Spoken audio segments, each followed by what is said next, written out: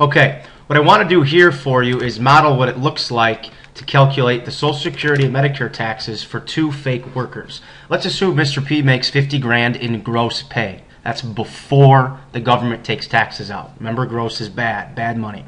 And let's assume Donald Trump makes $25 million a year. So we're going to compare and contrast what we both pay, Trump and I, in Social Security versus Medicare. So we now know that the Social Security tax rate is 4.2%.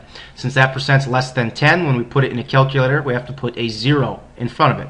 So we're going to go 0.042 times 50,000, and that's going to give me $2,100 that I would pay in Social Security taxes. Now, someday when I retire, I will get a portion of that back.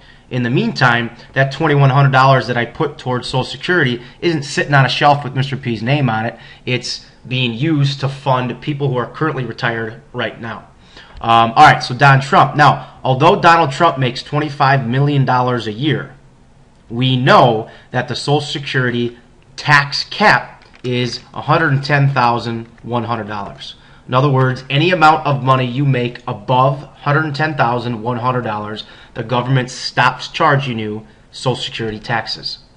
So by default, Trump's going to pay the maximum amount anybody who makes over $110,100 in Social Security tax. So when we multiply those two numbers together, $110,100 times 0.042, Trump pays $4,624.20.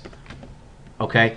Again, although he made $25 million in gross pay, he only has to pay Social Security taxes on the first $110,100. Why? Because there's a cap on what you can pay into Social Security. Now, when we do Medicare, the tax rate changes. We know it's 0.0145 multiplied by my gross earnings, 50,000. That's going to give me $725 I'm going to pay into Medicare, which again is going to go towards health insurance for those who are 65 years of age and older. Now, we take Trump's total gross earnings this time, multiplied by the Medicare tax rate, $25 million, because there is no cap for Medicare. You pay 1.45% on every single cent that you make. So $25 million times 0.0145 is going to give us $36,250 is what Trump would pay in this case for Medicare, because there is no Medicare tax cap.